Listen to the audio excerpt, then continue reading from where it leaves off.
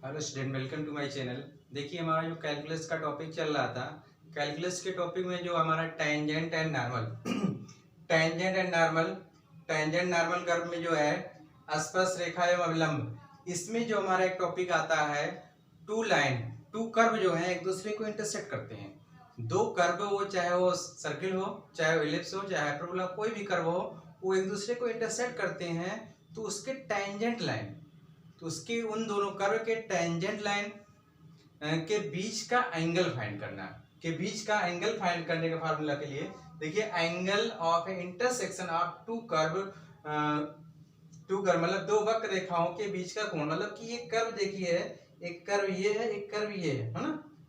Curve देखिए, C1 ऐसे गया है और C2 इधर से गया है।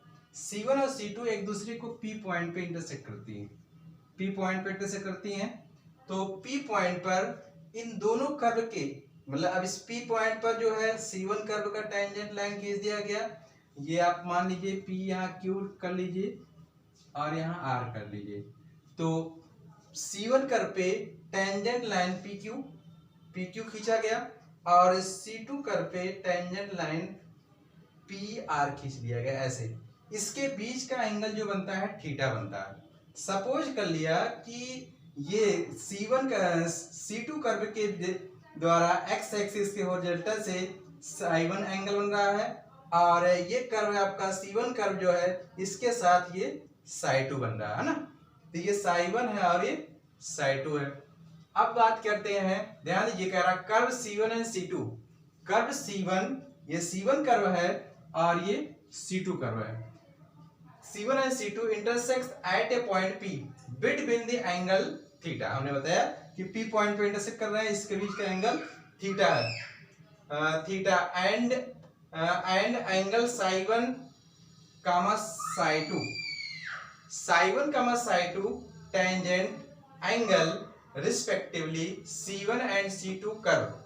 C1 और C2 कर्व के द्वारा C1 और C2 कर्व के द्वारा जो है C1 curve of a slope M1 equal to tan साई1 और C2 कर्व के द्वारा आप slope M2 equal to tan साई2। कहने का मतलब ये है, C1 जो कर्व है इसका जो स्लोप मान लिया गया है M1 इक्वल टू tan साई1 और C2 कर्व जो है इसका स्लोप मान लिया गया M2 equal to tan psi. But we know that कि अगर सपोज दैट, ये देखिए कि ट्रायंगल PQR में ये R जो एंगल साई1 है ये एक्सटीरियर एंगल है। एक्सटीरियर एंगल मतलब बहिष्ठ कोण पर में, बहिष्ठ कोण जो है अपने अंदर के दो कोणों के सम के इक्वल होता है। आपको पता है 9th क्लास में आपने थ्योरम इसका प्रूव किया था, किसी भी ट्रायंगल का इंटीरियर एंगल के दो एंगल के सम के इक्वल होता है। तो सेम वही देखिए, साई2 इक्वल टू, यहाँ पे देखिए साई2 प्लस थीटा इक्वल टू साई1 लिख दिया गया। साई2 को साइड ले गए, थीटा इक्वल टू साई1 माइनस साई2। अब इसके बाद ये जो वैल्यू आई है इसी में क्या करते हैं, taking tan and both side, दोनों साइड का हम tan ले लेते हैं। तो tan लेंगे दोनों साइड का, tan थीटा, ये हो जाएगा tan psi minus psi, tan psi minus psi. तो फार्मूला हो जाएगा tan psi minus tan psi. यहाँ पे देखिए tan a माइनस b का फार्मूला लगा देंगे। tan a माइनस b का फार्मूला क्या होता है, tan psi minus tan psi upon 1 plus tan psi tan psi है ना। तो अगर tan थीटा इक्वल टू है तो थीटा इक्वल टू क्या हो जाएगा, tan इनवर्स, देखिए tan साई1 की वैल्यू आपने क्या लिखा है m1, tan साई2 वैल्यू क्या है m2 है। तो ये हो गया m1 minus m2 upon 1 plus m1 m2। इसी को, ये जो m1 है, ये जो m2 है, इसी को आप ये भी तो कहते हैं dy by dx at point जो भी दिया रहेगा, इसको भी dy by dx at point का जो भी रहेगा वर्टेक्स यहाँ पे। तो ये आपका एक तरह से आप ऐसे भी कह सकते हैं, ये C1 इक्वल टू कर्व के लिए है और ये जो है C2 कर्व के लिए। C1 कर्व के लिए M1 का मान dy by dx eight C1 और C2 कर्व के लिए स्लोप का मान dy by dx eight C2। ये वैल्यू भी यहाँ ला करके पुट कर सकते हैं और उसकी वैल्यू फाइंड कर सकते हैं। आइए ध्यान देते हैं, एंगल बिटवीन ऑर्थोगोनल, ये तो हमारा केस था। ऑर्थोगोनल केस लेते हैं। Orthogonal case orthogonal case. Orthogonal curve में, ऑर्थोगोनल कर्व क्या होता है? ऑर्थोगोनल कर्व, ऑर्थोगोनल कर्व मतलब क्या है कि ये दो लाइन, ये दोनों कर्व जो है एक दूसरे को परपेंडिकुलर काटते हैं। यदि दोनों कर्व एक दूसरे को परपेंडिकुलर करते हैं, अर्थात इन दोनों टैंजेंट के बीच का एंगल थीटा 90 डिग्री बनता है, थीटा 90 डिग्री बनता है, तो ऑर्थोगोनल का लंबकोण या लंबकोणिक वक्र होता है, इसे हम कहते हैं इसे। तो इसका जो फार्मूला हो जाएगा m1 into m2 equal to -1। जैसे कि आपको पता है दो लाइन एक दूसरे के परपेंडिकुलर होते हैं तो उन दोनों के स्लोप का मल्टीपल इक्वल टू -1 होता है ना। तो वही चीज यहाँ पे है। इसको आप ऐसे भी लिख सकते हैं कि tan psi1 into tan psi2 equal to -1। इसी को आप लिख सकते हैं dy/dx at c1 into dy/dx at c2 equal to -1। चाहे तो आप ये लिख सकते हैं फार्मूला, या ये ऊपर वाले लिख सकते हैं, या ये। ठीक है, तो क्या है ऑर्थोगोनल कंडीशन? ऑर्थोगोनल कर्व के लिए मतलब ऑर्थोगोनल कर्व क्या है? जब दो कर्व एक दूसरे को इंटरसेक्ट करते हैं तो उन दोनों के टेंजेंट का भी मतलब दोनों के स्पर्श रेखा के बीच का कोण थीटा की वैल्यू कितनी हो? 90 डिग्री, अर्थात थीटा इक्वल टू 90 डिग्री हो, तो ये आपका ऑर्थोगोनल कर्व का कंडीशन कहलाता है ना।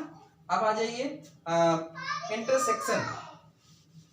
इंटरसेक्शन ऑफ टू कर्व, दो कर्व एक दूसरे को इंटरसेक्ट करते हैं तो उसका क्या फार्मूला होता है? ध्यान दीजिएगा, intersection of two curve,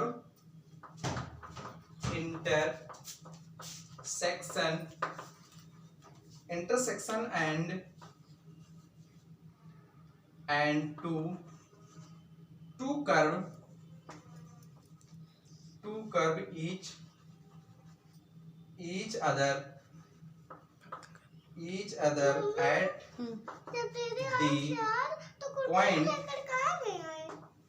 each other at the point of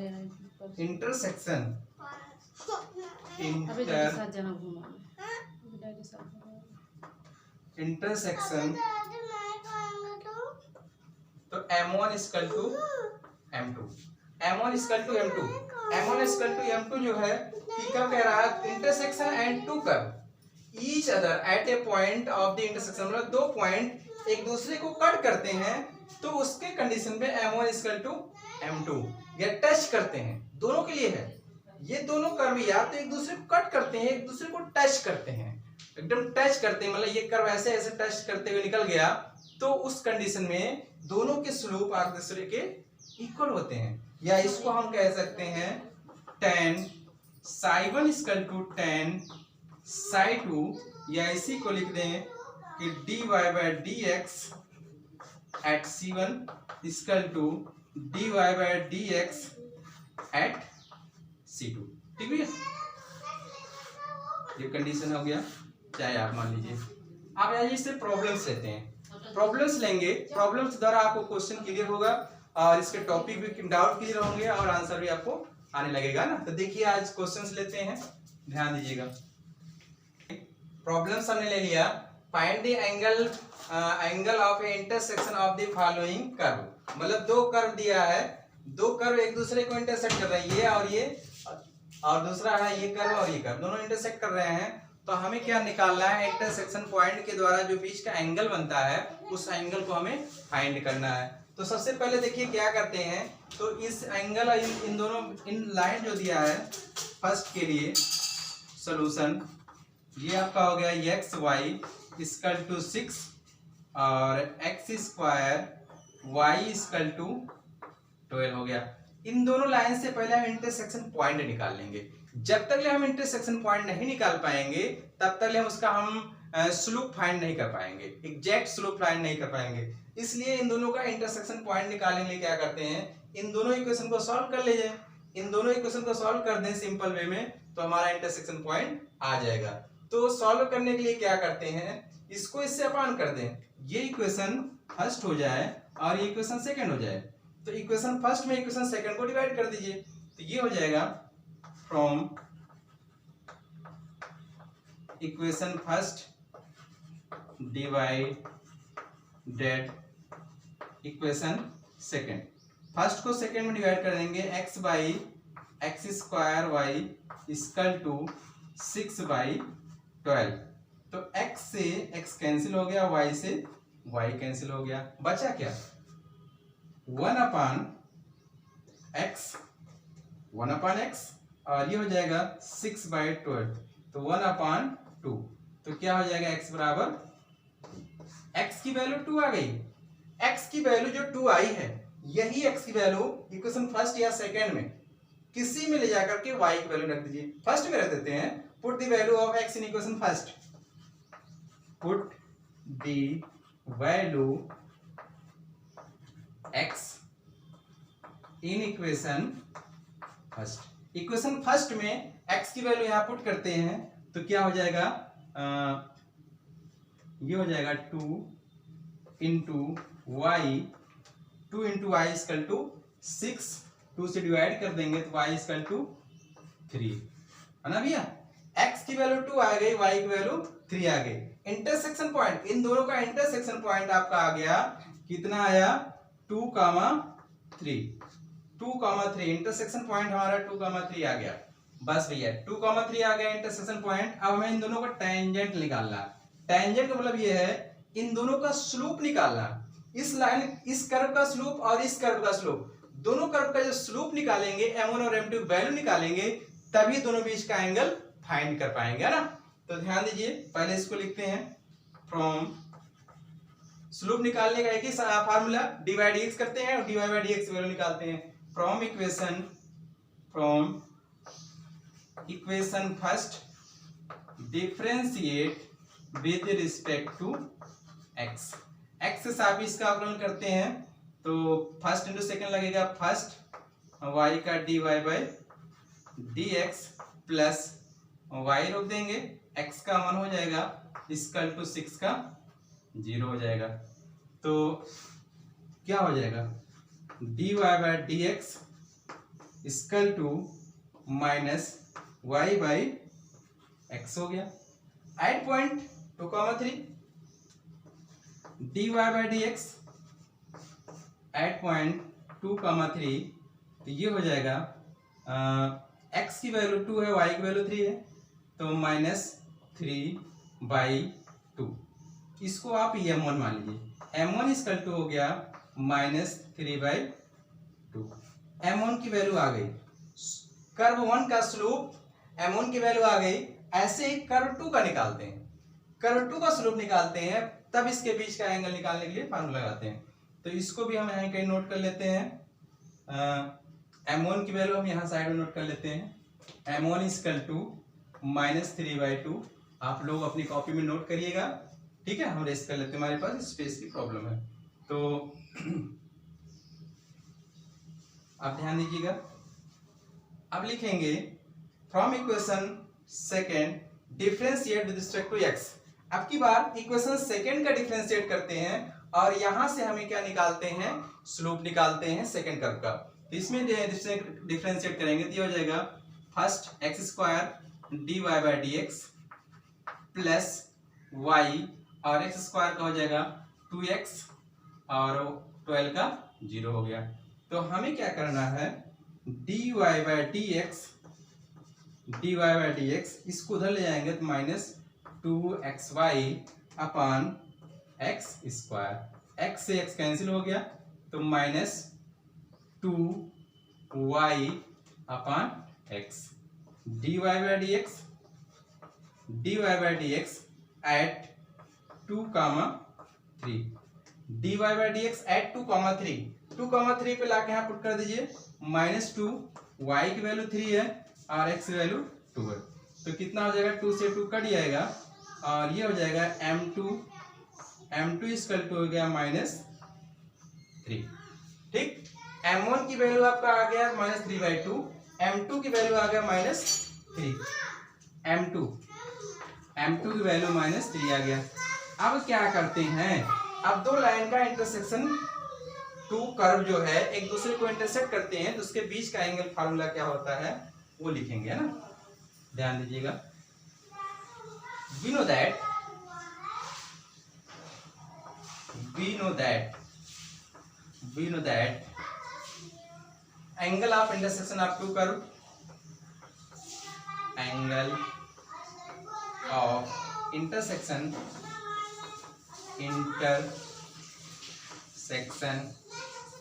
of two curve formula होता है tan theta equal to m1 minus m2 upon 1 plus m1 into m2।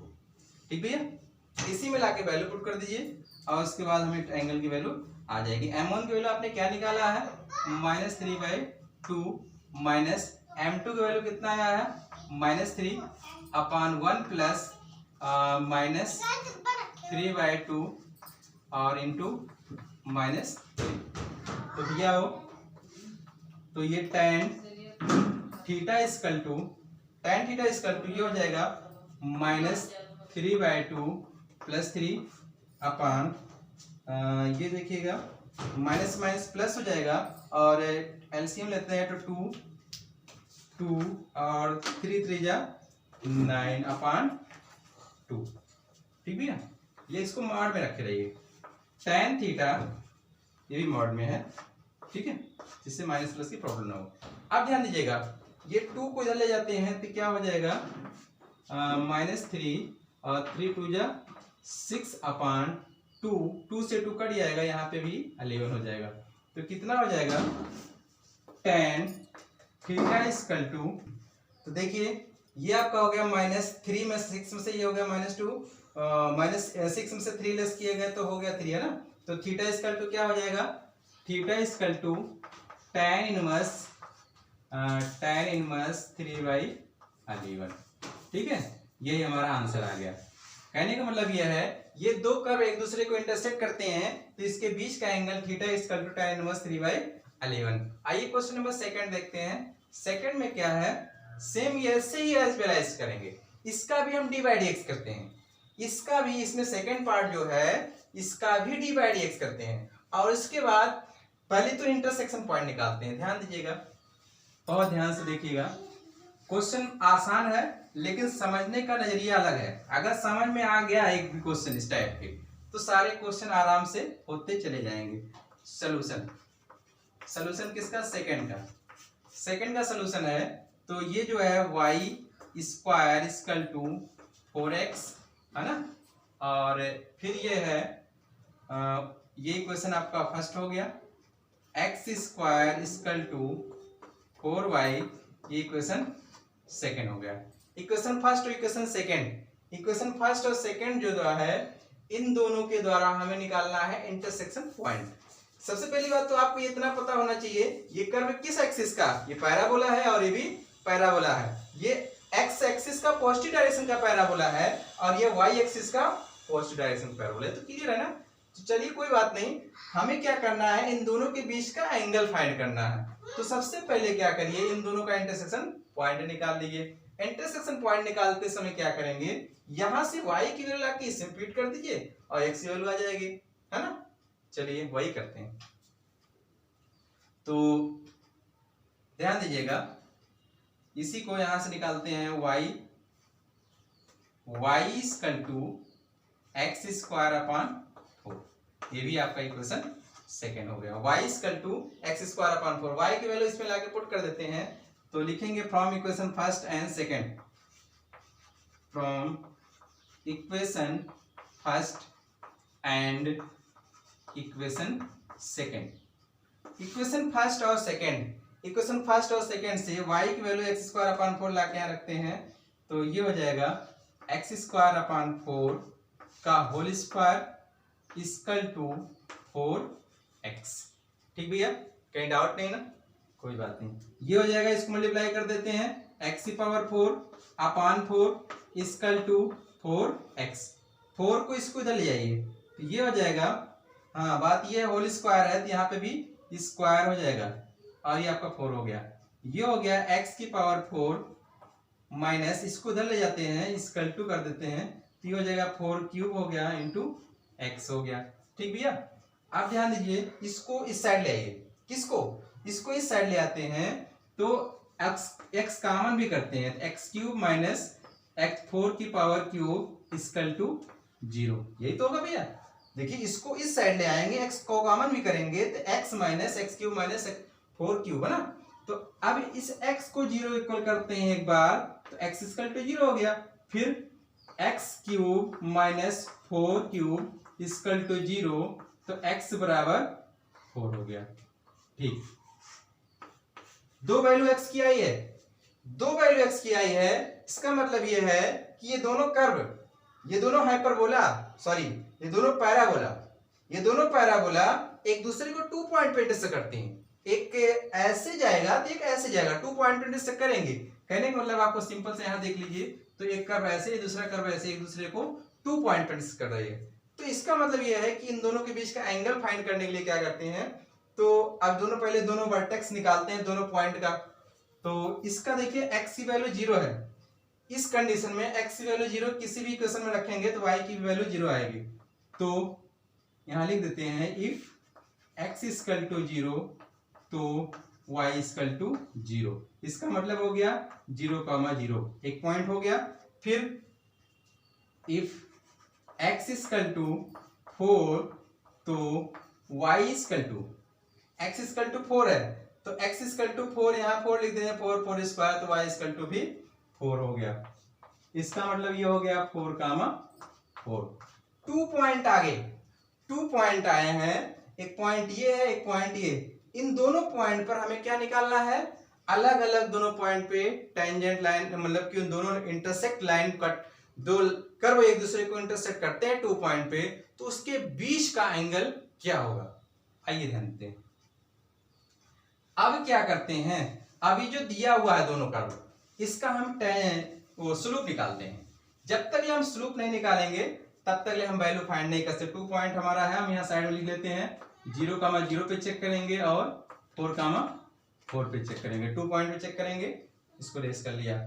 आप लोग नोट करते रहिए, तभी समझ में आएगा पढ़ने पढ़ाने का, अन्यथा समझ में नहीं आएगा। और एक क्वेश्चन अगर समझ में आ गया तो सारे क्वेश्चन अलग अपने आप सॉल्व हो जाएंगे। तो देखिए Y square equal to 4x, इसका dy dx करते हैं, 2y dy बाई dx।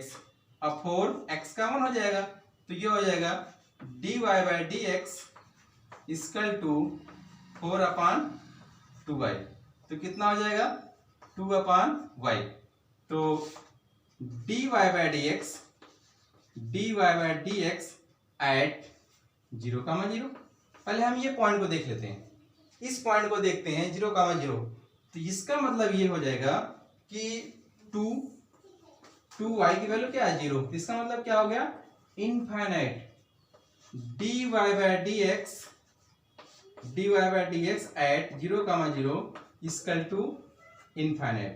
अगर ये कंडीशन मिलता है तो इसका मतलब क्या है, ये जो कर्व है, कौन सा कर्व, इसके द्वारा जो टेंजेंट लाइन है y एक्सिस के पैरेलल है या x एक्सिस के परपेंडिकुलर है। तो यहां लिख देंगे सो द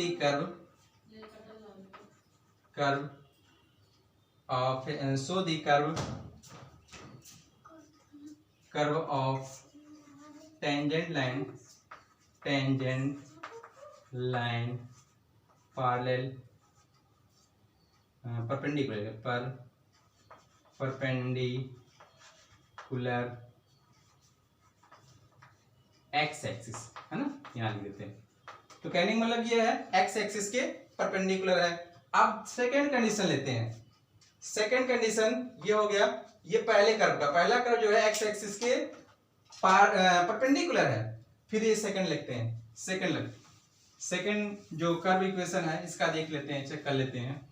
ये क्या बता रहा है, ये हो गया x square equal to 4y, इसका डेरिवेट करते हैं तो 2x और ये हो जाएगा 4y का dy by dx equal to 2x/4, तो ये हो जाएगा dy बाई dx एट 0,0। तो ये 0 हो जाएगा, तो कुल मिला के आपका 2 × 0/4 इक्वल टू 0। तो तो इक्वल टू 0 है ना। तो इसका मतलब क्या हो गया कि dy by d x 0,0 equal to 0 हो जा रहा।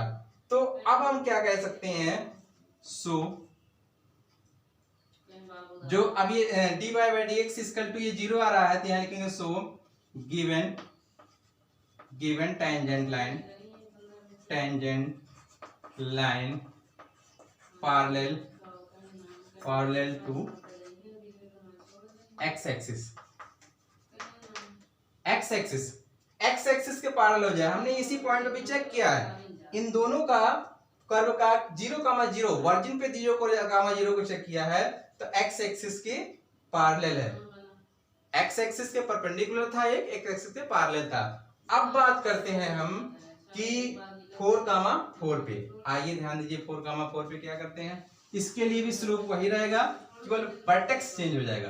तो क्या है, पहले इसका डिफरेंशिएट किया अभी हमने, तो 2y dy by d x equal to 4, तो dy by d x equal to 4/2y dy by d x at point 4,4। तो ये हो जाएगा 4/2 इंटू 4, ये हो जाएगा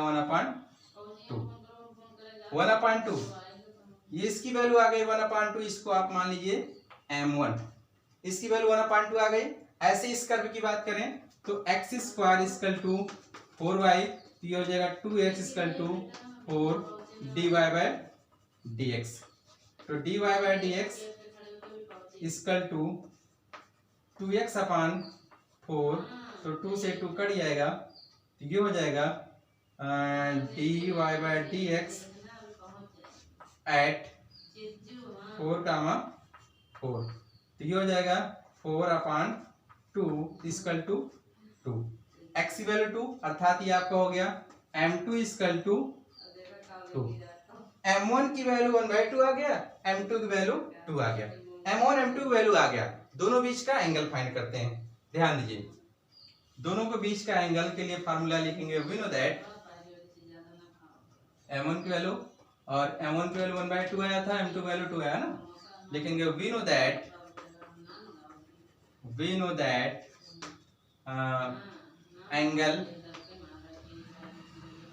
angle of intersection of two curve formula होता है tan theta equal to m1 minus m2/1 plus m1 m2। ठीक, tan theta equal to m1 minus m2/1 plus m1 m2। अब इसकी बात क्या है, m1 की वैल्यू क्या हमारा है 1/2, m2 की वैल्यू क्या है 2/1 प्लस 1/2 इंटू 2 से 2 कैंसिल हो गया, और ये आपका हो जाएगा, तो 2 2 जा 4, 1 माइनस 4/2, और यहाँ पे भी आपका 2 आ गया ना भैया। तो क्या हो जाएगा tan थीटा इक्वल टू, और देखिए 4 में से 1 ले सकते तो -3, और 2 2 जा 4, तो tan थीटा या इक्वल टू हम डायरेक्ट थीटा इक्वल टू लिख दें, तो tan इनवर्स -3/। ठीक, तो ये हमारा आंसर आ गया। अब आइए प्रॉब्लम नंबर सेकंड लेते हैं। ये प्रॉब्लम फर्स्ट के 2 पार्ट थे, एकदम ऐसे सॉल्व करेंगे। प्रॉब्लम नंबर सेकंड लेते हैं, उससे भी आपके सारे डाउट क्लियर हो जाएंगे। ठीक है, ध्यान दीजिए। देखिए problem number second, so that the curve x equal to y square and xy equal to k but at right angle if 8k square equal to 1। मतलब कि दो कर्व दिए हैं, ये दोनों कर्व एक दूसरे को राइट एंगल पे इंटरसेक्ट करते हैं, तो शो करके दिखाइए कि 8k स्क्वायर इक्वल टू 1 होगा, है ना। तो सबसे पहले देखिए दोनों कर्व जो है x equal to y square equation first है, और xy इक्वल टू कांस्टेंट की इक्वेशन सेकंड है। इक्वेशन फर्स्ट और सेकंड, इन दोनों के द्वारा हमें क्या निकालना, स्लोप। पहले इन दोनों का पहले इंटरसेक्शन पॉइंट निकालेंगे।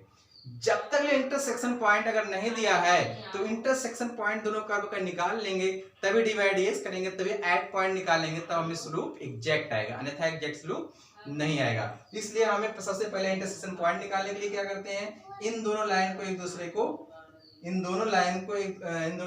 दूसरे के द्वारा सॉल्व करते हैं। क्या करते हैं, इन दोनों को डिवाइड करते हैं।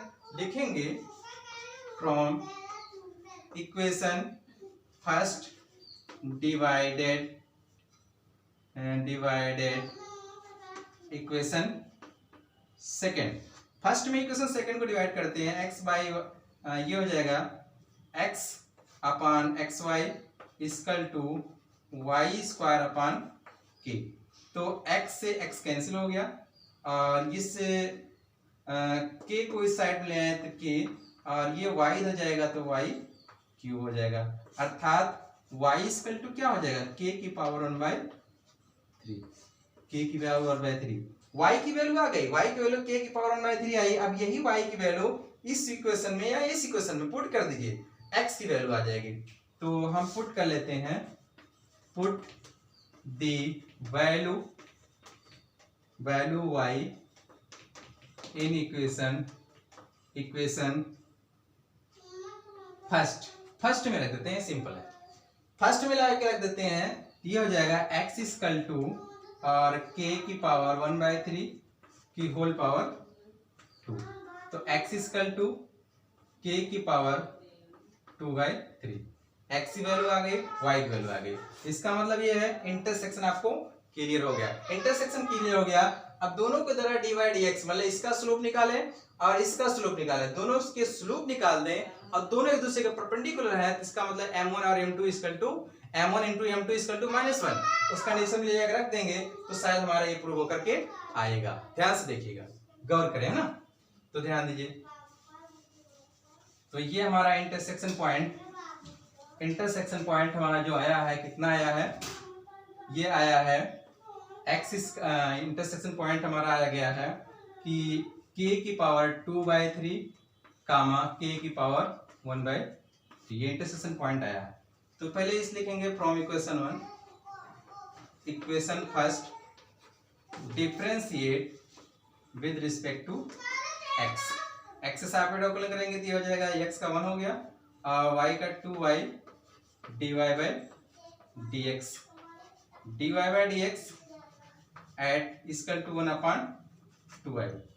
तो ये हो जाएगा dy/dx एट क्या भैया, पॉइंट का k की वैल्यू 2/3 है, 2/3 कामा k की वैल्यू 1/3 इक्वल टू, देखिएगा 1/2 ऐसे है, k y की वैल्यू क्या है, k की पावर 1/3, यहाँ लिख देते हैं k की पावर 1/3, ये आपका हो गया। इसको आप मान लीजिए इस वक्त m1, ये m1 की वैल्यू आपकी क्या आ जाएगी, 1/2 k की पावर 1/3।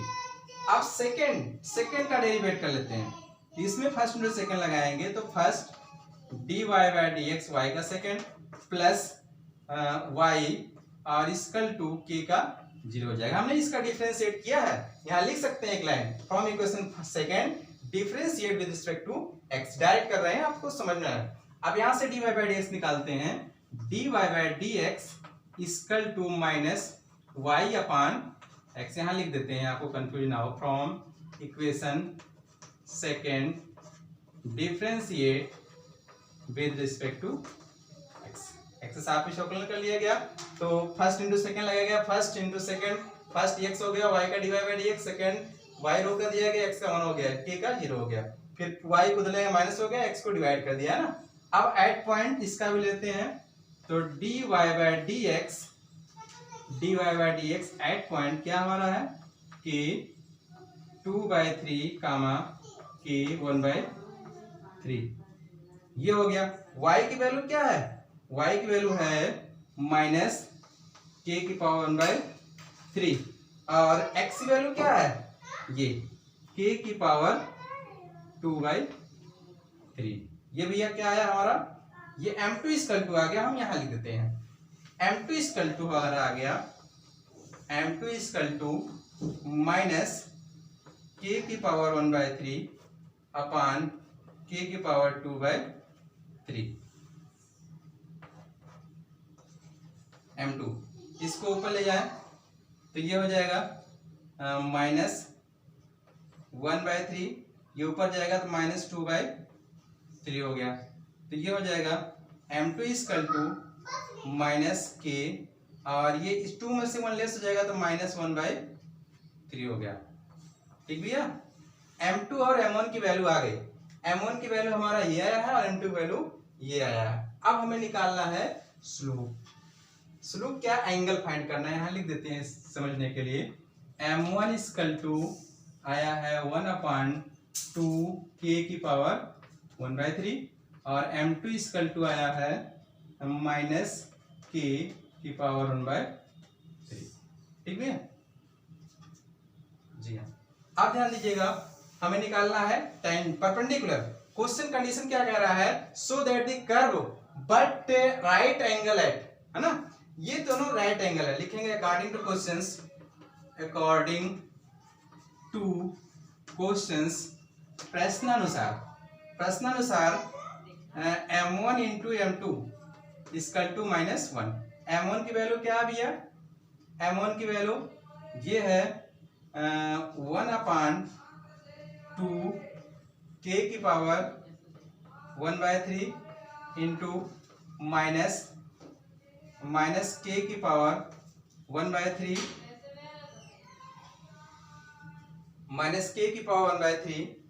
इक्वल टू -1, है ना भैया।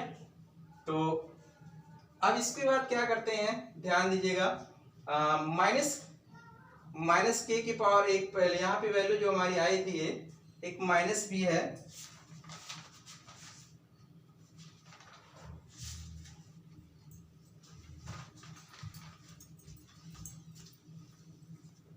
पावर 1/3 था, ये आपको यहाँ पे भी माइनस है ना भैया, ध्यान दीजिएगा ना, ये आपका माइनस हो गया। आप ध्यान दीजिएगा, ये माइनस तो है ही, और ये माइनस प्लस हो गया। तो इसके बाद क्या करते हैं, 1/2 k की पावर 1/3 और इंटू ये पावर नीचे आ जाएगा 1/k की पावर 1/3 इक्वल टू 1। तो 1/2 k की पावर, देखिए बेस दोनों का सेम है, पावर हो जाएगा 2/3 इक्वल टू 1। क्रॉस मल्टीप्लिकेशन कर लेंगे तो 1 इक्वल टू 2k की पावर 2/3।